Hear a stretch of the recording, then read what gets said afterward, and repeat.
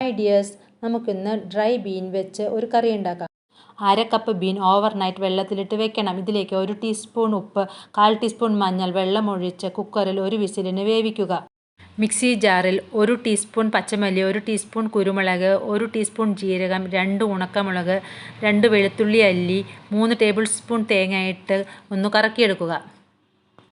Pan ചൂടാവുമ്പോൾ അതിലേക്ക് 2 table spoon എണ്ണ, കുറച്ച് കടുക്, കറിവേപ്പില, 1 സവാള ചെറുതായി മുറിച്ചത് ഇട്ട് ട്രാൻസ്ലൂസൻറ്റ് ആവുന്നത് വരെ ഒന്ന് ഇളക്കുക.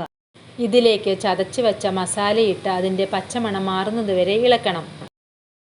ഇതിലേക്ക് നേരത്തെ വേവിച്ച് വെച്ച ബീൻ ഇട്ട് നല്ലപോലെ മിക്സ് ചെയ്യുക.